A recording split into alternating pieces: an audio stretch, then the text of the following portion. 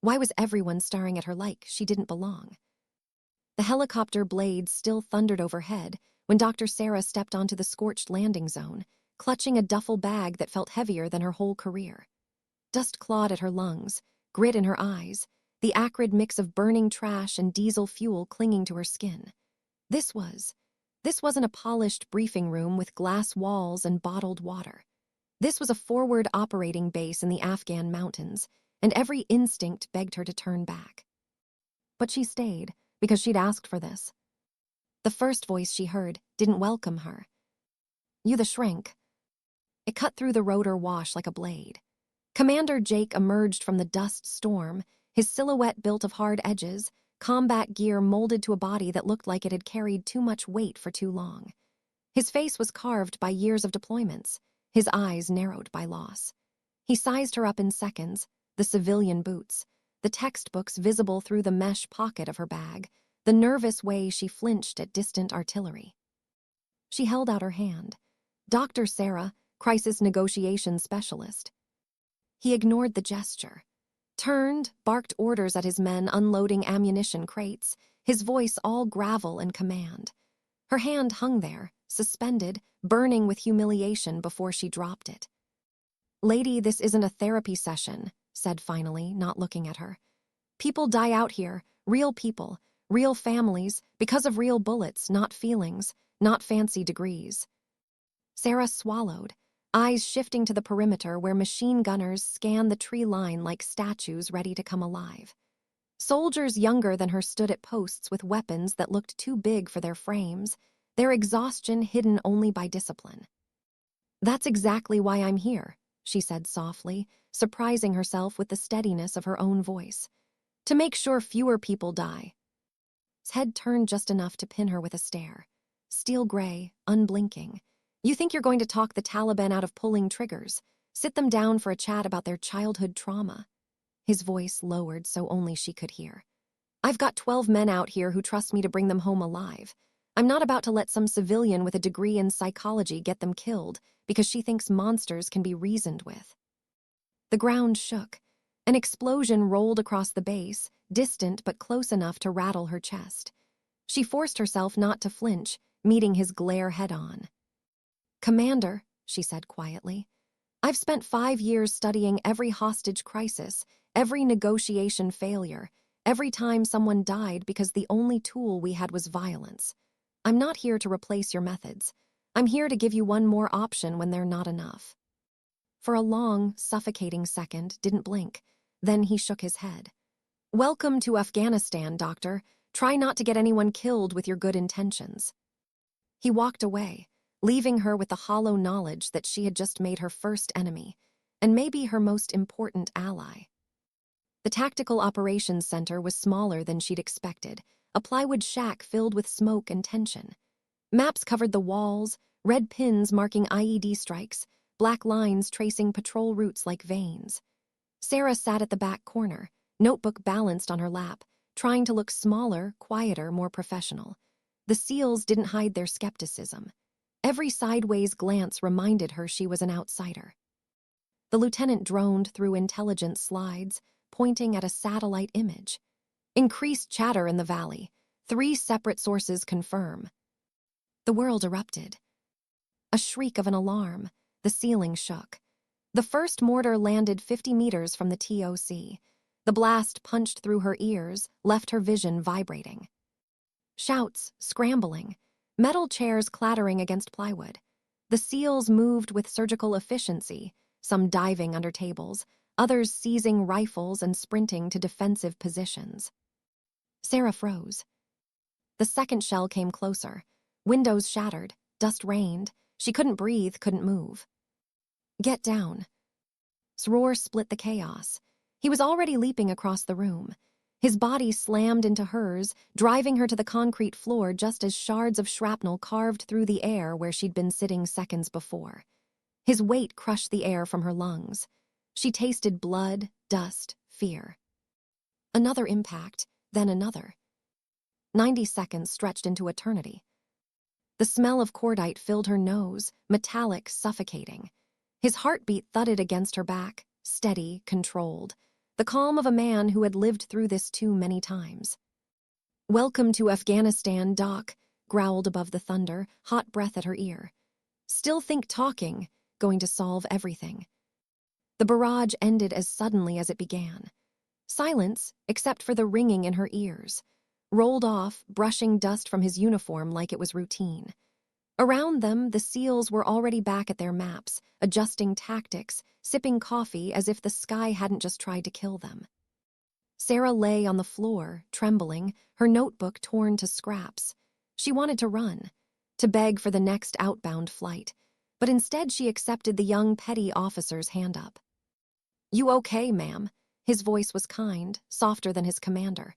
His name patch read Williams. She nodded, though her legs wobbled. A thin trickle of blood slid down her forehead. "First time under fire?" Williams asked. When she whispered yes, he gave her a grim smile. "Gets easier, sort of." That night, inside the shipping container they called living quarters, Sarah sat in silence. Through the thin metal walls she heard laughter, voices betting how long she'd last. 3 days. 2 at best. $20 says she's on the next bird out. She turned on her flashlight, opened her Pashto book. Her hands still shook from the memory of the blast, but she forced herself to trace the unfamiliar script with her finger. If she was going to survive here, she needed to understand more than weapons and walls. She needed to understand the people, their grief, their pain, the reasons they chose death over life. A convoy rumbled past outside. Another mission, another risk of not coming back. She pressed her palms together, not in prayer exactly, but in desperation. She was terrified and determined, both at once.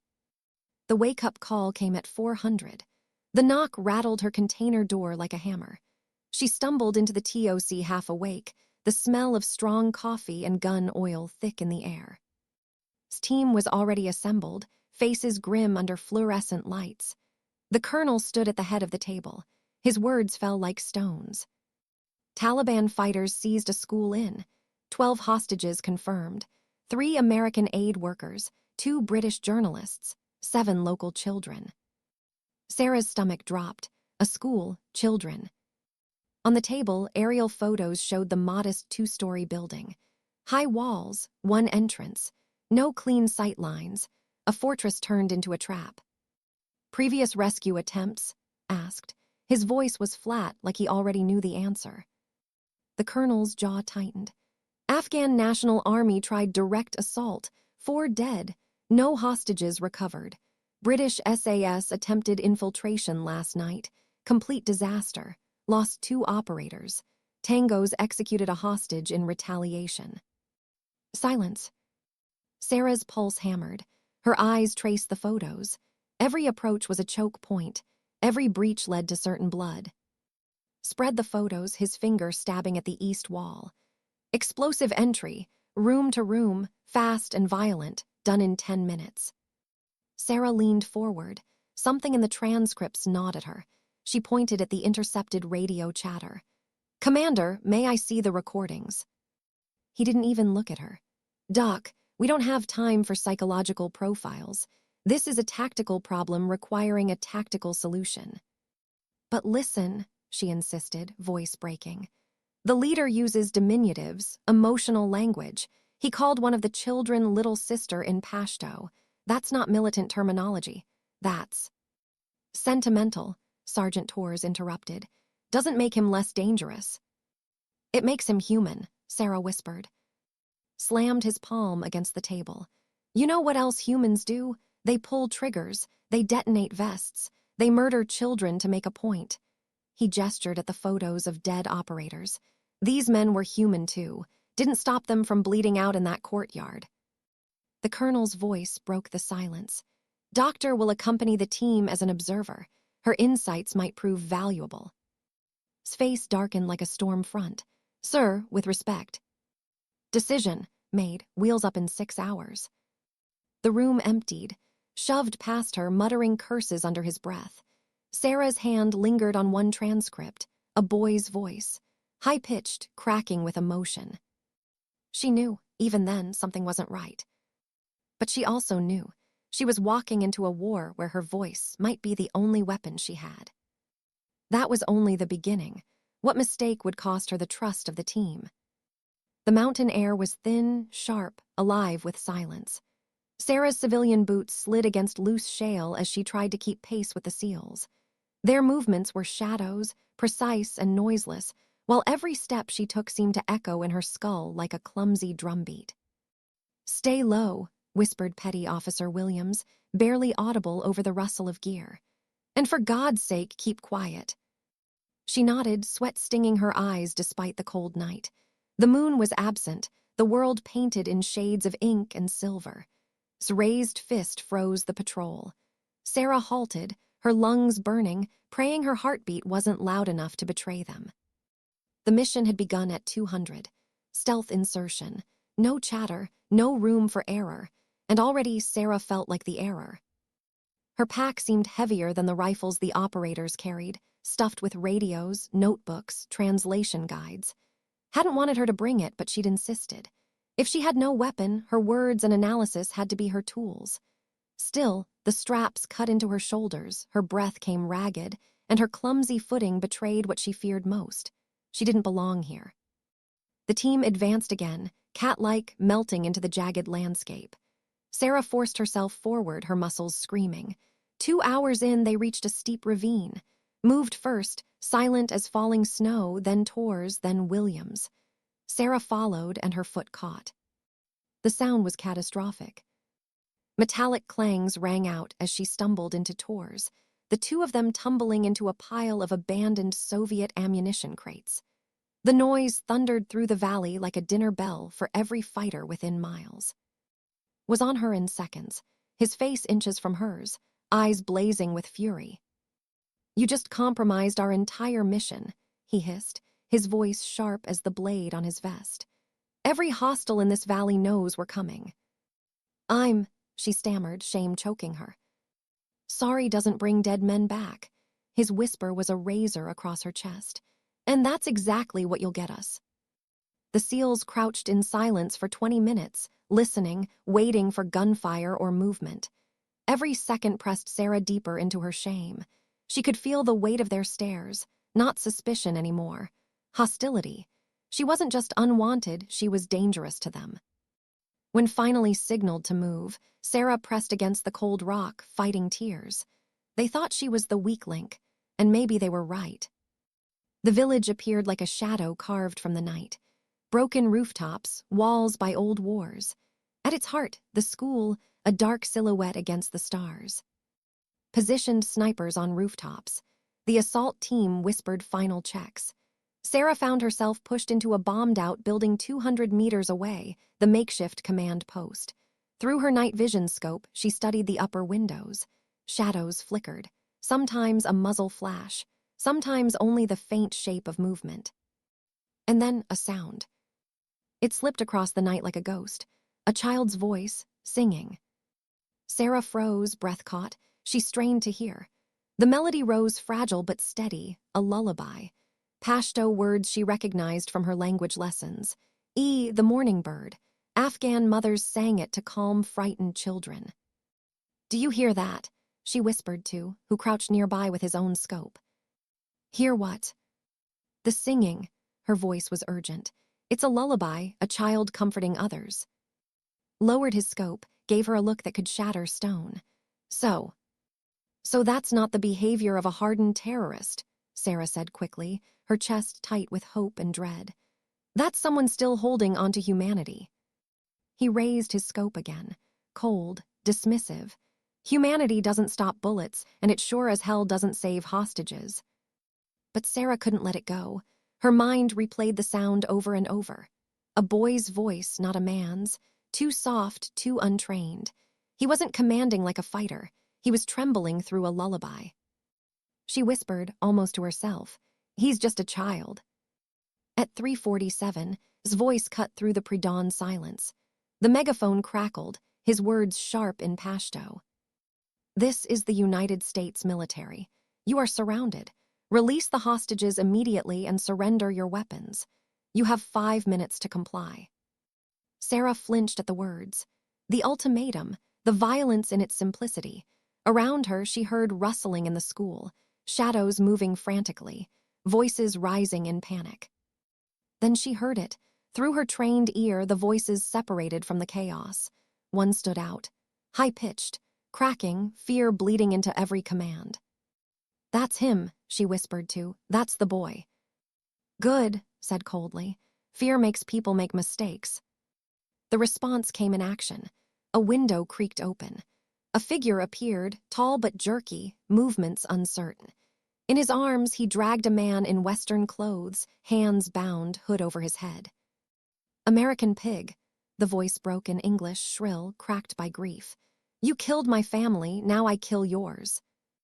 "Jesus Christ," muttered Torres from his sniper perch. "He's got one of the aid workers." "Snipers, do you have a shot?" keyed the radio. "Negative," Martinez replied. "He's using the hostage as a shield, no clean angle." Sarah's blood ran cold. Through her scope, she saw the trembling hands, the uncertainty in every motion. The knife appeared, glinting in the spotlight beams. She whispered into the void, though no one could hear her. "Don't." The blade descended. The hostage crumpled, limp, lifeless. The courtyard echoed with his body's sickening fall. Sarah's breath caught in her throat. She knew that face. Doctor, a pediatrician who had treated Afghan children for 3 years. Gone. Jaw locked. "That's it, we're going in. All units prepare for immediate assault." Sarah grabbed his arm, desperation raw in her voice. "Wait, he's escalating because he's terrified. He doesn't want to do this. Give me time." 30 seconds, snapped. "Then we're painting the walls." Sarah's heart pounded. Through her scope, she saw the boy's tears, the shaking blade, the confusion of someone forced into violence but not yet convinced by it. This wasn't a monster. It was a child at war with himself. A child in the kill zone. And she knew, if she didn't step forward, no one else would. That was the moment the clock started ticking. What truth could unravel her from the inside out? The intercepted voices wouldn't leave her alone. Sarah sat in the bunker, headphones pressed tight, replaying the scratchy transmissions. Among the static, the boy's voice trembled, cracked, broke. No trained militant spoke that way. No commander pleaded in half-formed sentences. This wasn't strategy. This was trauma. She stripped away the noise, analyzed the speech patterns, cross-referenced them against linguistic databases. Her stomach twisted with each confirmation. "He can't be more than 16, she whispered to the intelligence officer beside her. Captain Brooks frowned, skeptical. "We've tracked this cell for months. The leader's the Wolf. Sounds pretty grown-up to me." Sarah shook her head, pointing to the waveform spikes. "No, listen, the cracks in his voice, the hesitation when he mentions casualties. That's not hardened resolve. That's grief." Brooks sighed, pulled up a classified file. "Look, Wolf or not, this is him." The photo nearly made her drop her coffee. Not a man at all. A boy, school picture, bright-eyed, a gap-toothed grin under a Manchester United jersey. Her pulse faltered. She scrolled down. The casualty report hit like a blade. 14 dead. His entire family. Parents, sisters, brothers, grandparents, cousins, all killed during a coalition strike 6 months earlier. Sarah's throat closed. The strike had targeted a bomb maker. The intelligence had been solid. But the wrong building was hit. The wrong house. A wedding celebration obliterated in seconds. Her eyes fell on the analyst's signature at the bottom of the report. Her own. Her breath stopped. Her chest hollowed. She had written the assessment that led to the strike. She had told command the risk of waiting was too high. Her voice had pulled the trigger that destroyed his family. The air in the bunker turned suffocating. She barely heard Brooks speaking. "It happens. Collateral damage, it's war."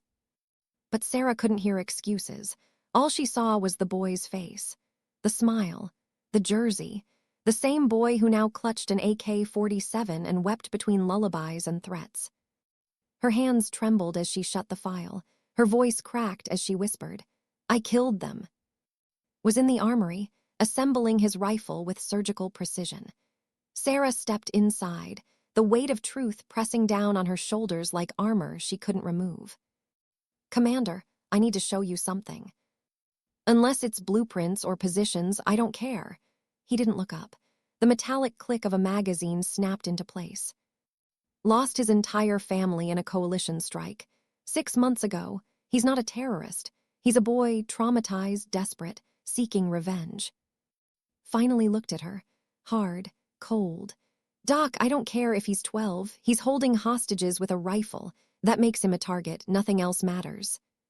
Her voice cracked. "If you just listen."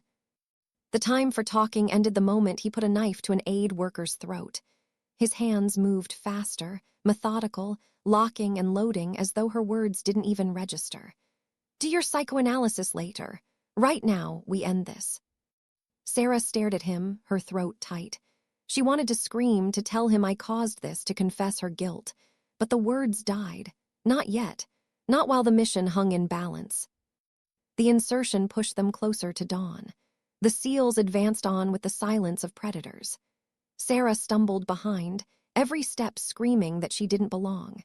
Every mistake reminded her of the burden she carried, the lives lost because of her judgment, and the lives still hanging by a thread because of her silence. When they reached their positions, gave the signal. Snipers trained their scopes, breach teams poised at entry points. Sarah crouched behind rubble radio intercept gear spread before her. Her ears caught fragments of voices. Again, panicked, fearful, his tone didn't match his threats. Then a new voice broke through, older, commanding. Sarah froze. She translated in whispers. "There's someone else, an adult, telling him to activate the gift if the Americans breach." Frowned through his scope. The gift. Sarah's blood chilled as she recognized the phrases. Mining explosives, shaped charges, words father would have known. "Oh my God," she pointed at the audio printout. "It's a suicide trap. He's rigged the building. His father taught him demolition." His jaw clenched. He lowered his rifle, scanning. "How certain?" 90%. Her hands trembled as she shoved a tablet toward him, showing diagrams of prior blasts. "The structural damage matches. It's the same technique. Shaped charges on load-bearing beams. If your men breach, it all comes down. Hostages, operators, everyone." Before he could respond, her scope caught a glow in the school window. A timer, digital, red numbers counting down. 11 minutes, 47 seconds. Her voice broke. "Commander, it's real." Swore under his breath. He keyed his radio. "All units hold position. Possible explosive device. Do not breach." Sarah stared at the glowing numbers. 11 minutes was nothing. It was a heartbeat, a breath, a grave already dug. She moved before she thought, stripping off her helmet, unfastening her vest. Metal clattered against stone, caught her arm. "What the hell do you think you're doing?" "My job." Her voice shook but didn't break. "I'm going in there to talk to him." "You'll trigger the device." "Or I'll stop him." Her eyes burned with something beyond fear, guilt, desperation, and the thinnest shred of hope. "He's a child. I can reach him. I have to." His voice boomed with authority. "I am ordering you to stand down." But Sarah pulled free, already walking into the open courtyard, silhouetted in the harsh spotlights. "You don't have authority over me," she called back. "I'm a civilian contractor, and those are civilian hostages." The radio crackled in his ear. "Command, we've got a civilian in the open. Repeat, civilian in the kill zone." Snarled into his mic. "Hold fire, do not engage, unless fired upon." Sarah kept walking, past Doctor's body, crumpled in blood, past the wall of rifles tracking her from the windows. Every step felt like a lifetime. She raised her voice, calling in Pashto. "My name is Sarah. I want to talk about your family." The response was instant. Gunfire erupted from the windows, tearing the ground around her. Bullets sparked off concrete. She dove behind a barrier, breath ragged. "Jesus Christ," cursed through the radio. "Snipers light them up." "No," Sarah screamed back, heart pounding. "Do not return fire. That will make him desperate. Hold your fire." She pressed against the concrete, trembling. The timer's red glow mocked her through a crack in the wall. 8 minutes, 21 seconds. She drew a breath, stood again, hands raised. Her voice broke across the courtyard. I know about your mother. About little Fatima. I know the night they died. Silence. The gunfire stopped. Only the sound of children crying drifted through the broken windows. Sarah took another step forward, another. His voice hissed in her earpiece. Doc, you're walking into a kill zone with no backup, no exit, no plan. This is insane. Her voice carried back, steady despite the terror ripping at her chest. Sometimes insane is the only sane option left. The timer bled down, 7:45, 7:44, 7:43. And Sarah walked deeper into the kill zone, her hands high, her voice rising, her heart begging that the boy inside would hear not a negotiator, not an enemy, but a human being who carried his pain too. That was the moment the world held its breath. What words could pierce through a boy's grief before the clock reached 0? The courtyard was a graveyard of silence, broken only by the tick of her own heart and the muffled sobs of children behind the school's walls. Dust lifted under her boots as Sarah walked forward, hands raised high. The spotlights painted her in cruel light, exposing her every step. And then she saw him. Second floor, a boy at the window, slight frame swallowed by a traditional hat too big for his head. His hands clutched the AK-47 like a lifeline, but it trembled, quaking under the weight of rage and fear. Stop! His voice cracked across the courtyard, raw, high-pitched, broken by grief.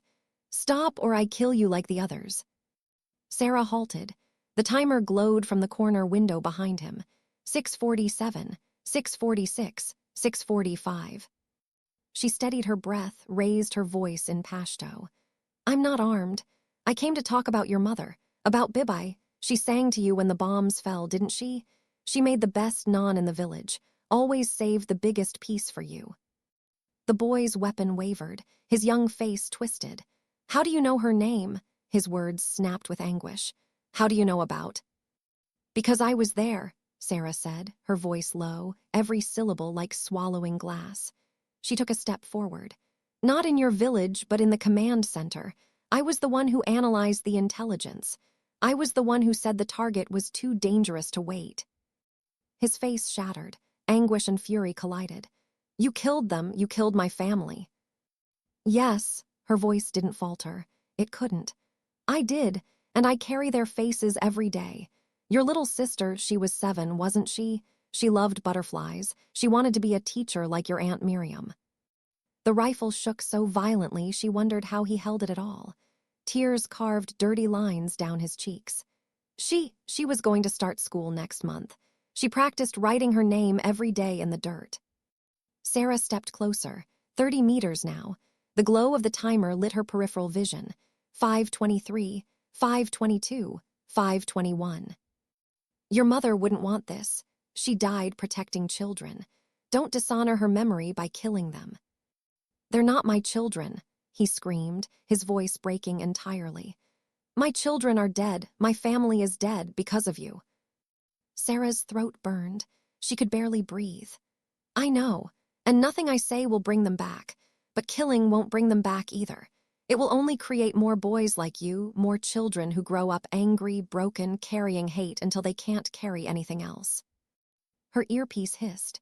His voice, taut with urgency. Doc, whatever you're doing, do it faster. Time's running out. Sarah kept her eyes locked on. Look at me. Really look. Do I look like a soldier? Do I look like someone who wants to hurt children? His tear-reddened eyes faltered. You are American. You are the enemy. I'm a doctor, Sarah said gently. Another step. Now close enough to see the cracked skin on his hands, the boy underneath the weapon. I came to help people, just like Doctor, the man you killed. He spent years healing children in your province. Hundreds of lives saved. Lies, a deeper voice roared from behind him. An older man, gray-bearded, sharp-eyed. His words in rapid Pashto cracked like whips. Don't listen. Americans deceive. Remember your duty. Paradise awaits. Sarah understood enough to know this man wasn't family. He was a handler, a bomb maker, the one pulling strings. She didn't flinch, didn't look away from the boy. Your sister, she pressed on, her own tears burning her vision. She had a scar on her left hand from falling off your uncle's bicycle. She thought it made her ugly, but your mother told her it was courage, that brave girls always had scars. His weapon sagged, his voice cracked. How could you know that? Because I read every report, Sarah said, her voice shaking with anguish. Every name, every story, I memorized them, because someone had to, because they mattered. The timer glowed red through the window. 3:58, 3:57, 3:56. Dropped his rifle. It clattered against the window frame. He sobbed openly now, shoulders heaving with the weight of years no child should bear. Stop! Please stop! Sarah's own voice broke, barely a whisper carried by the silence. Your mother's last words were about you. The neighbor who survived said she called your name, told you to run, to live, to remember that love is stronger than hate. Behind him, the handler shouted, furious, pointing at the timer, his hand hovering over a detonator clipped to his vest. Activate the gift. Honor your family. Do it now. Sarah's chest constricted, her eyes locked on. Don't let his hate drown your mother's love. Help me stop this. Help me save them in her name. The boy's sobs echoed through the courtyard. He looked at his hands as though seeing them for the first time. But the pain, it never stops. Every day I wake and they're still dead. Every night I hear their voices calling. I know, Sarah whispered, her own tears falling freely. And you'll never stop missing them, but you don't have to become the man who killed them. You can choose different, right now. The timer glowed relentless. 2:45, 2:44, 2:43. Help me, she pleaded. Be the son your mother raised, not the weapon this man is trying to make you. His face twisted with anguish. Behind him, the handler barked commands, furious, pointing at the timer. The boy's hands shook. His breath came in sobs. Then slowly, his gaze lifted, met hers. And for the first time, Sarah saw not the broken weapon, not the hostage-taker, but a boy on the edge of choosing who he would become. The timer bled on, 2:21, 2:20, 2:19. And the world waited for his choice. That was the cliff before the fall. What could a single second decide life or the end of them all? The timer's glow burned against the night. 2:19, 2:18, 2:17. Sarah felt the weight of every step as she crossed the courtyard, her hands still raised, her voice still calling too. The silence inside was suffocating, broken only by muffled sobs of children and the angry growl of the older man urging the boy to press the detonator. She reached the door, heavy wood. By old bullets, by old wars, she pushed it open. Inside, the air was thick with sweat, dust, and the copper tang of fear. The glow of red numbers painted the dark hall. The device was no crude tangle of wires. It was meticulous, sophisticated. Plastic explosives strapped to the building's support beams, wired with precision. The work of someone trained, someone who wanted no survivors. Uncle. He stood over the device like a priest over an altar, detonator in his hand, eyes blazing with fanatic resolve. American dog, he spat in Pashto, his voice raw. You will die with the rest. But Sarah didn't look at him. She looked up the stairs, where hovered in the doorway with a ring of keys in his trembling hands. His eyes met hers. A nod, barely perceptible. Then he vanished into the dark hall where the hostages waited. Children, Sarah shouted into her radio. Back exit, be ready to receive them. His voice cracked back through her earpiece. Copy, teams shifting, we're on it.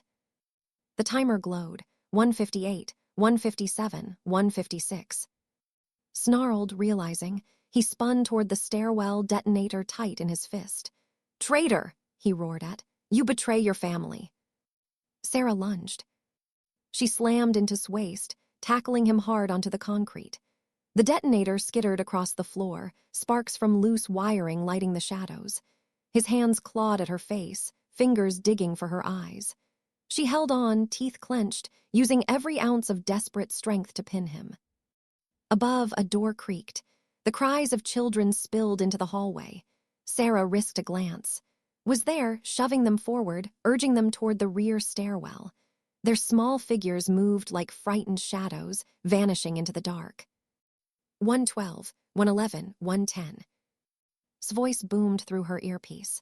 We've got civilians moving, receiving at the back. Repeat, children in the open.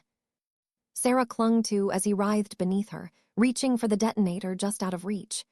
You're finished, she spat in Pashto, her own voice shaking with rage. His bloodied face twisted into a sneer. I die a martyr, you die a fool. And then she saw again. The boy stood in the doorway at the top of the stairs, frozen. His chest heaved with the weight of impossible choice. Behind him, the last child stumbled toward freedom. Ahead of him, still fought for the detonator. The timer glowed. 029, 028, 027. Sarah shouted, help me. For a heartbeat, the world froze. His hands shook violently. He could run. He could escape. He could let the building fall, burying them all under rubble. Or he could choose. His face crumpled with anguish, and then he moved. He leapt down the stairs, hurling himself onto with a cry that split the silence. His small body crashed against the older man, knocking his hand away from the detonator. Sparks flew. Wires ripped free. 005, 004, 003. Sarah braced, expecting fire, heat, oblivion. But the explosion never came. Only a hollow pop, a hiss of sparks, as the timer blinked dead. The main detonation cord had been ripped loose. The device lay crippled, its deadly power neutered by a boy's desperate act. Silence. The building held. The hostages were gone, the children safe. And in the stillness, Sarah heard it, not gunfire, not shouts, just sobbing, not in rage, not in hate, but in relief. Heavy footsteps thundered into the school. SEALs swarmed the hall with weapons raised, eyes sharp, movements precise. Burst through the doorway, scanning every corner. He froze at the sight. Sarah on the floor, breathing hard, her hands still gripping his arms. The old man dazed, bloodied, restrained. The bomb disarmed, wires hanging limp. And kneeling, his small body shaking, his face wet with tears. His eyes softened, if only for a breath. Status report, he barked into his radio, his tone still steel. Building secure, device neutralized, all hostages accounted for, came the reply. No casualties. Sarah closed her eyes, relief washing through her like water after fire. She wanted to cry, to collapse, but she stayed sitting, her hand still gripping his sleeve. Lifted his head, eyes wide, voice small. I stopped it, he whispered in disbelief, as though the words weren't his. I actually stopped it. Crouched, his rifle lowered but ready. His eyes locked on the boy, not just a target anymore, not just the enemy, a boy who had made a choice. That counts for something, said quietly. But's face twisted in grief. I killed Doctor, I murdered a good man. Sarah's heart broke all over again. She touched his shoulder gently. Yes, and you'll carry that weight forever, but tonight you also saved 7 children. Both truths will live with you, and so will your choice. Gave a sharp signal. Tors restrained with rough efficiency, yanking the detonator from his vest. Easy, old man, your war. Over.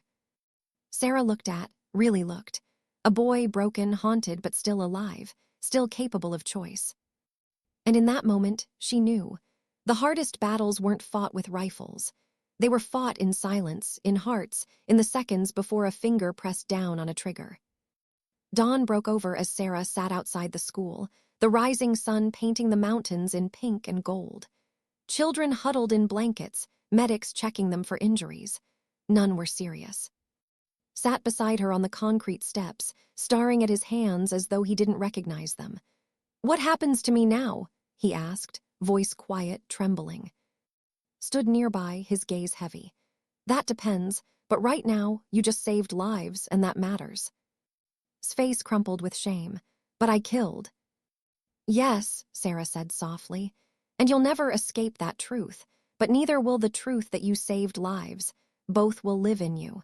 The question is, which one will you choose to honor tomorrow? The boy didn't answer. He just stared at the sunrise. And for the first time in months, Sarah allowed herself to breathe. That was the night the war shifted, not because bullets were fired, but because one child chose life. What happens after survival, when silence feels heavier than the battle? The school was quiet now. The bomb lay gutted, wires stripped, its menace reduced to a dead husk. Outside, children clung to medics, their cries soft, their small hands gripping the sleeves of strangers who'd saved them. Sarah sat on the concrete steps, her body trembling with exhaustion, her face streaked with dust and tears. The morning sun bled over the mountains, washing the world in pink and gold, a cruel contrast to the night's terror. Sat beside her, a boy caught between two worlds. His face was pale, his eyes hollow. He stared at his hands like they weren't his. "I stopped it," he whispered again, voice thin as smoke. "I actually stopped it." Sarah's throat ached. "Yes, you did." But his eyes darkened. "And I killed Doctor. I killed a man who healed children." The truth hung in the air, heavy and undeniable. Sarah wanted to reach for words that could absolve him, but there weren't any. She wouldn't lie. He deserved the truth. "Yes," she said gently, voice breaking. "You did, and you will carry that forever. But tonight, you also chose to save 7 children, and that choice will live with you too." He didn't look at her. His small shoulders shook, and Sarah felt her own chest tighten with guilt because she knew she had helped create this boy. Approached, his boots crunching in the dust. His rifle hung loose at his side now, the weight of adrenaline draining from his body. "Doc," he said quietly, not sharp, not dismissive, quiet. She met his eyes, bracing for criticism, for fury, for condemnation. Instead, he said, "I owe you an apology." Her breath caught. "And probably my career," he added, a rare shadow of a smile tugging at his face. "Why your career?" she asked softly. "Because I'm about to recommend that every unit in this theater gets a negotiator like you." For the first time since she'd met him, his eyes weren't stone. They were human, tired, respectful. Sarah looked back at, who sat silent, a child who had both killed and saved in one night. "And what about him?" she asked. His jaw flexed. He studied the boy for a long time, then exhaled. "That depends on command, but right now, he's alive, and that counts for something." The debrief was a blur. Back at Fob Shank, the team filled the Tactical Operations Center with their quiet efficiency. Maps were rolled up, files stacked, radios set aside. The colonel paced, his voice clipped as he demanded after-action reports. Sarah stood in the corner, arms crossed, watching speak. His words were precise, professional, but when he described Sarah's role, something shifted. "She identified the possibility of explosives," said flatly. "If we'd breached, we'd all be dead." She confronted the subject directly, negotiated, neutralized the device, saved the hostages. Silence filled the room. Some of the operators exchanged glances. Williams gave her a subtle nod from across the table, respect glinting in his young eyes. The colonel cleared his throat. "That's not standard procedure." "No," said firmly, "but it worked." Sarah's heart clenched. She wasn't here for praise. She wasn't here to prove herself. But to hear the man who dismissed her, doubted her, despised her, defend her, it meant something. Still, not everyone was convinced. "What about the boy?" Torres asked. "He killed an aid worker. Doesn't matter what he did after. Blood on his hands." The colonel sighed. "He'll be processed, classified as an unlawful combatant." Sarah's chest tightened. Processed. A word that sounded like machinery, not humanity. She wanted to speak, to argue, to beg. But's glance caught hers, subtle but steady, as if to say, "Not yet, not here." So she swallowed her protest. For now. That night in her small shipping container quarters, Sarah couldn't sleep. The echoes of gunfire, of sobs, of the timer's relentless ticking, haunted her. She turned her flashlight on and opened her Pashto books again, tracing letters she barely saw through tears. Every page whispered the same truth. Language was more powerful than weapons. And yet she had signed a paper that killed his family. She pressed her forehead against the book, her chest heavy. How many more boys like him had we created? A knock broke her silence. She opened the door to find standing there, arms crossed, his face unreadable. "Couldn't sleep either?" he asked. She shook her head. "Does it ever get easier?" "No," he said honestly, "but you get used to carrying it." She swallowed. "Command will decide," interrupted. "But I'll say this, I've seen hardened killers, and I've seen scared kids. He's not the first, he just might be the first we didn't shoot." Sarah's throat tightened. "And what if we could find more? What if we could stop creating enemies before they pick up rifles?" Studied her, the lines of his face softening. "Maybe you're onto something, Doc, but don't expect the brass to change overnight. They still believe in bullets more than words." "Then I'll just have to make them believe," she whispered. For a long moment, they stood in silence. Two people from different worlds. A commander forged by war. A negotiator haunted by guilt. Both realizing in the quiet that the battlefield might need more than one kind of weapon. 3 weeks later, Sarah found herself in a room filled with soldiers, Rangers, Marines, Special Forces. The air smelled of coffee and tension. But this time, she wasn't sitting in the corner. She was at the front, standing by a whiteboard covered with transcripts, maps, and profiles. "The key," she told them, her voice steady, "is understanding that behind every weapon is a human being. Some are beyond reach, but others are carrying grief or desperation or fear. And sometimes, listening can save more lives than shooting." Some faces were skeptical, some dismissive, but others leaned forward, curious. In the back sat with arms folded, listening. Not with contempt, not with doubt, but with something new, something closer to belief. Later, after the session, Williams caught her in the hall. "Ma'am," he said, his young face hesitant, "what you did back there that took guts." Sarah gave a tired smile. "It wasn't guts, Williams, it was guilt, and hope, equal measure." He nodded, thoughtful. "Either way it worked, and I think would been proud." The words hit her chest like a blade and a balm all at once. She didn't deserve pride. Not after her mistake had helped create pain. But maybe she could spend the rest of her days trying to earn it. That night, as the bass quieted, Sarah stepped outside. The sky was endless, littered with stars. She thought of a boy sitting somewhere under the same sky, his life uncertain, his choices fragile. And she thought of the timer, the glowing red numbers, the seconds she had lived through that no one should have survived. Sometimes victory wasn't loud. It wasn't banners or medals or reports. Sometimes victory was silence. A silence earned because the building hadn't fallen, because children had gone home, because one boy chose to live. That was how change began, not with thunder, but with a whisper. How does a miracle turn into a method? 3 months after the school, Sarah stood inside a shipping container transformed into something new. Not barracks, not an armory, a classroom. The walls were covered with maps, transcripts, case studies, photographs of missions that had nearly collapsed, and the notes that showed how words had stopped them. The soldiers in the room weren't rookies. They were Rangers, Marines, Special Forces operators, men who had kicked down doors and walked through fire. They sat with arms crossed, skepticism thick in the air. Sarah paced in front of them, her notebook tucked under her arm. Her voice was calm, not commanding, but it carried. "The key is remembering this. Behind every weapon is a person. Not always someone who can be reasoned with. Some are too far gone. But some are drowning in fear or grief or anger. And in those cases, if you can reach the person, you can save the lives around them." A Marine in the front row raised his hand, a scar running down his cheek.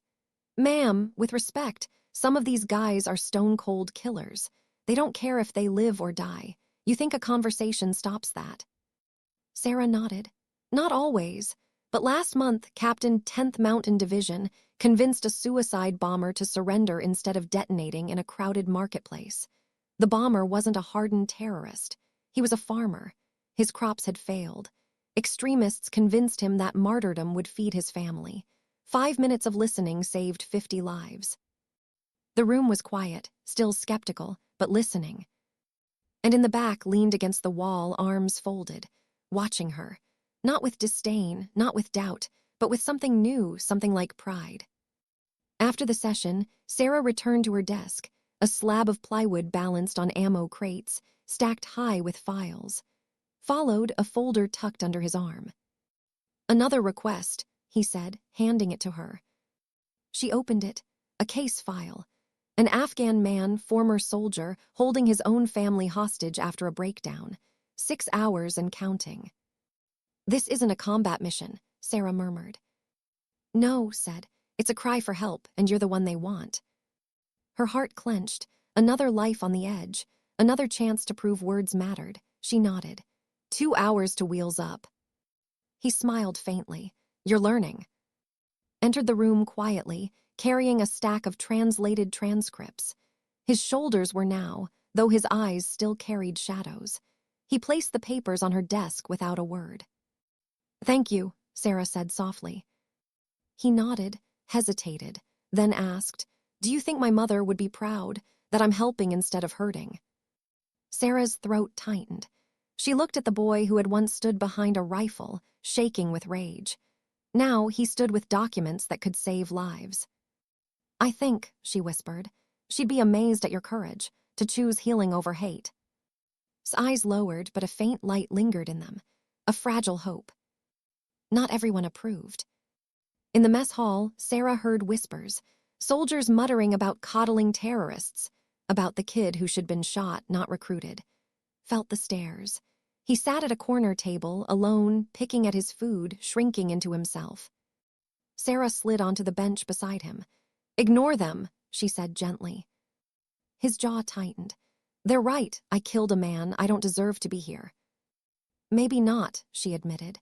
"But you're here, and you're choosing differently now, that's what matters."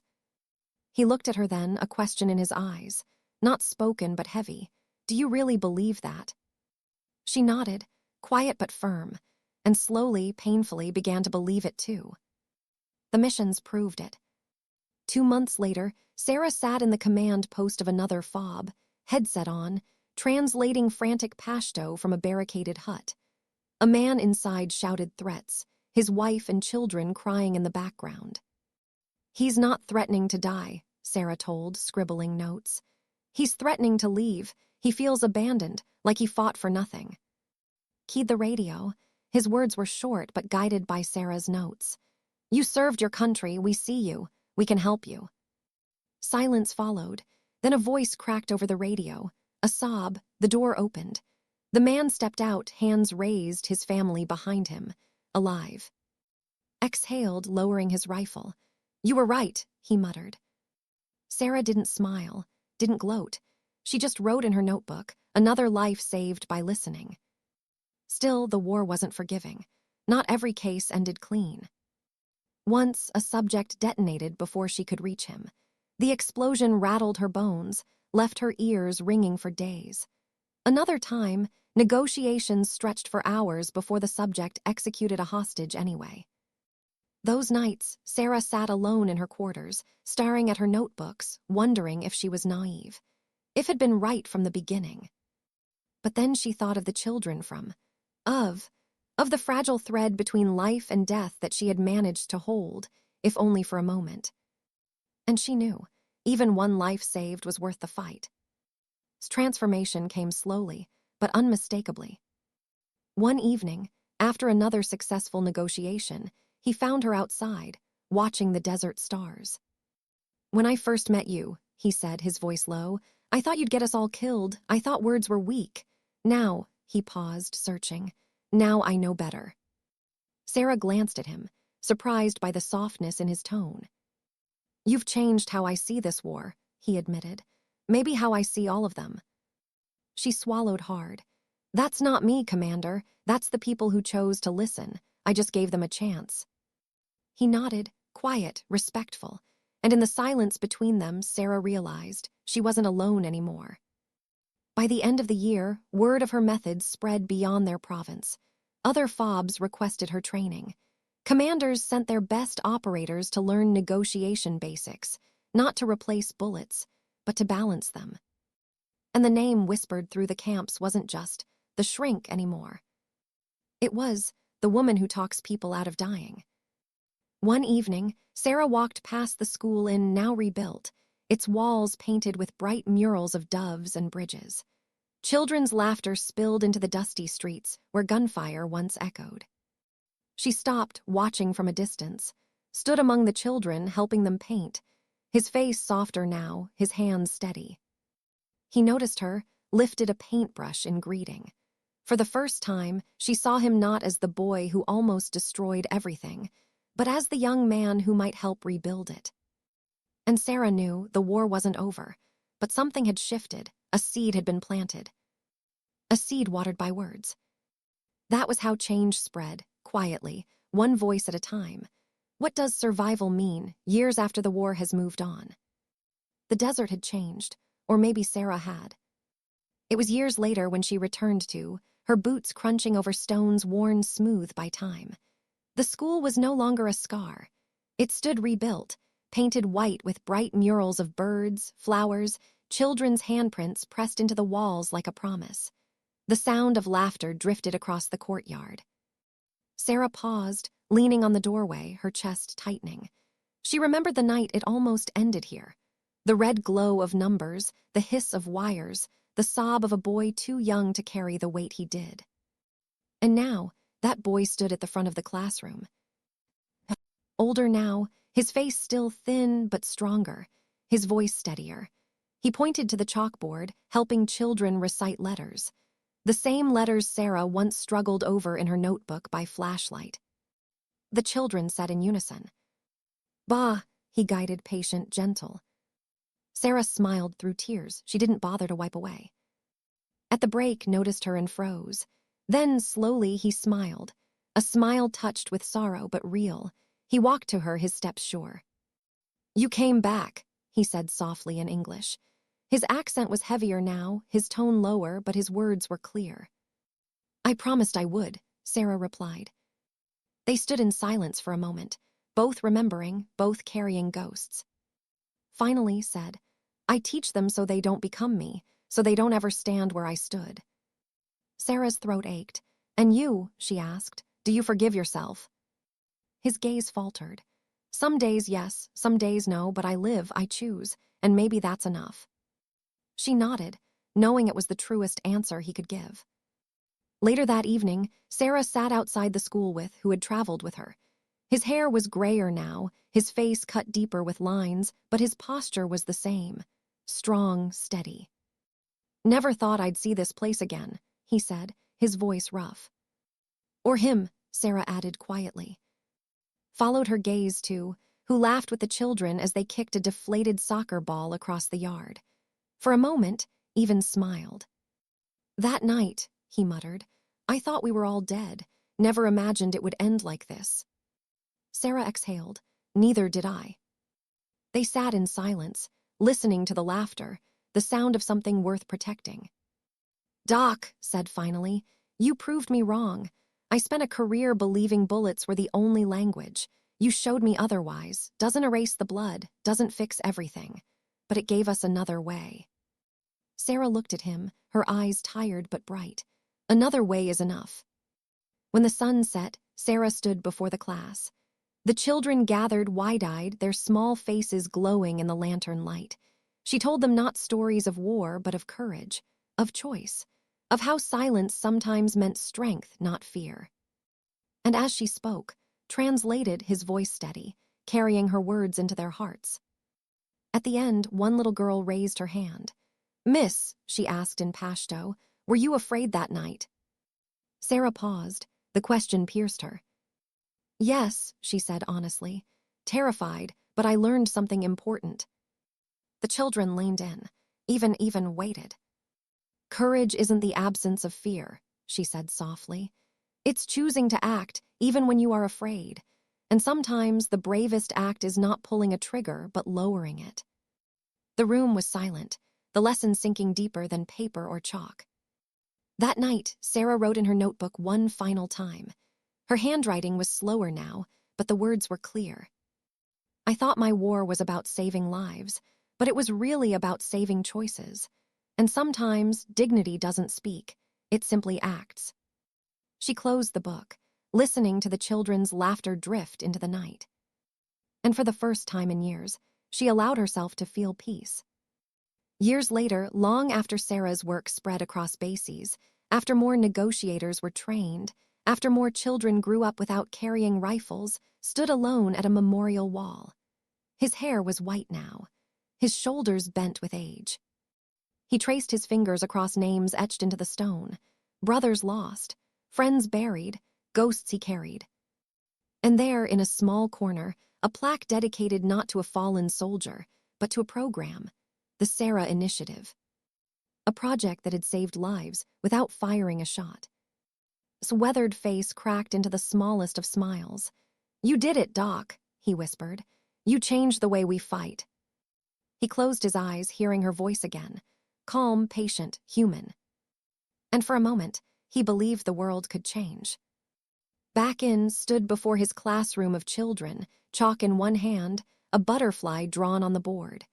He spoke softly, telling them of his sister, who once dreamed of being a teacher. "She believed scars made you brave," he told them, and she was right. The children leaned closer, their eyes shining. And outside, the wind carried laughter through streets once by war. That was how her story ended, not with explosions, not with silence, but with voices. Because sometimes, the strongest thing a soldier can do is put down their weapon. And sometimes, dignity doesn't speak. It simply acts,